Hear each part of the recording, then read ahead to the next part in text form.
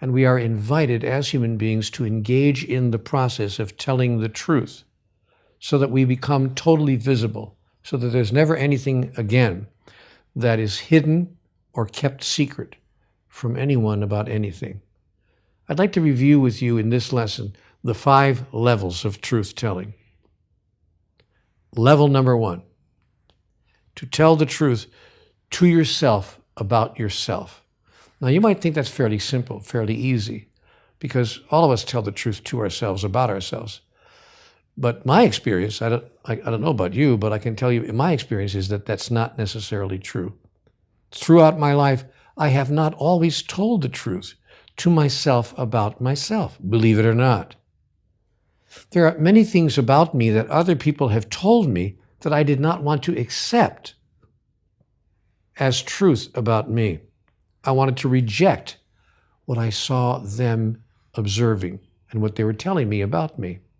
So I would actually deny what they were saying to me about me. I was in what's called self-denial.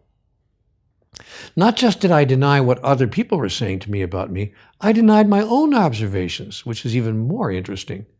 The mind has the ability to deny its own observations of itself. That is, your mind can compartmentalize, and part of your mind can go over here and observe the rest of you being a certain way or saying a certain thing or acting in a certain way, and the rest of your mind can actually say, no, you're not seeing that correctly. And part of your mind can actually deny what the other part of your mind is observing, which is what creates internal conflict. That's why people go to see psychologists and psychiatrists, because they have an internal conflict where one part of the mind is denying what the other part of the mind is clearly seeing, totally analyzing, and absolutely understanding. So tell the truth to yourself about yourself is not as simple as it may seem. But once we begin to tell the truth to ourselves about ourselves, once we begin to acknowledge what's really true about us. And by the way, I'm not only talking about the negative side, the so-called negative things about us, things we don't admire so much about ourselves. I'm talking about positive things too. As a matter of fact, interestingly, fascinatingly enough, sometimes it's the more positive aspects of ourselves that is harder for us to accept, more difficult for us to embrace than the negative sides of ourselves. So we kind of deny. We've been taught by human culture to deny the best of us, even as we have found it easier to deny the so-called worst of us. So telling the truth to yourself about yourself can be incredibly freedom-giving. It can produce freedom in your life.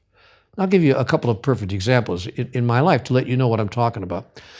All my life, people have said to me that I'm sarcastic. They said, Neale, you're just really sarcastic.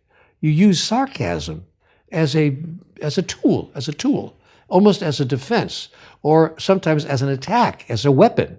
So as a weapon or as a defense, you use sarcasm, and it's not really a good thing to do. But of course, I denied it.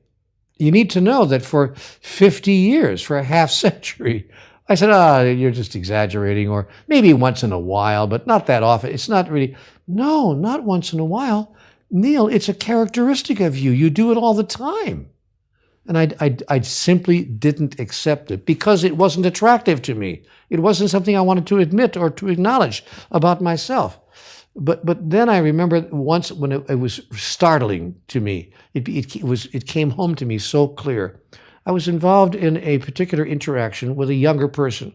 This younger person was about 23 or 24 years old at the time, and I was around 50 at the time, or maybe 45. I was 45 years old. I was having this interaction with this younger person, and I apparently said something very sarcastic. And this younger person looked up to me. She was a young lady, and she said to me, "You know what, Neale?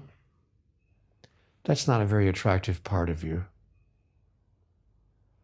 And I was stunned with the lack of with my lack of ability to see that it wasn't very attractive. I was even more stunned with her clarity, with her ability to simply and directly tell me the truth. And there was no animosity in her voice. There was no sarcasm in her voice. There was no anger in her voice. There was no negativity at all. It was just a very soft, almost a gentle, sweet statement. She simply, calmly, and sweetly announced, you know what, Neale? This is not a very attractive part of you. And I was so stunned by the simple energy of it that I took it in more than I ever did before, more than I ever could have before. And that began to change my idea about how I wanted to be with regard to my sarcasm. I was very happy that I learned that. I have not stopped being sarcastic, but hard as it is to believe to people who know me, I'm less sarcastic now than I used to be. I was even worse before than I am now, because I finally just told the truth to myself about myself as a result of someone having the courage and the kindness and the goodness and the love to tell me the truth about myself from their point of view. I'll give you another example on the positive side. Someone once said to me, you know, you're one of the most generous people I've ever known. See, I never thought of myself that way. But it turns out that, in fact, that's true. I'm an extraordinarily generous person with my finances, with my time, with my love, and with my talents. I'm very generous, and I give those things away, almost by simply being asked to do so. So, but I had a hard time admitting that, because if number one, it didn't seem to me that way. I wasn't quite seeing it that way. And again, it was only when I saw it from somebody else's point of view that I came to understand that's the truth. That's really true about me. And I began to embrace that. It's a very healthy thing for us to embrace everything that we have come to understand about ourselves, whether we call it so-called positive or so-called negative. It's neither positive nor negative, really, in the overall sense of things. It's just what's true. And it helps us to decide which aspects of ourselves we choose to retain, we choose to even enlarge, to expand, we choose to reduce, and ultimately eliminate as we move forward in our evolutionary process, recreating ourselves anew in the next grandest version of the greatest idea we ever held about who we are.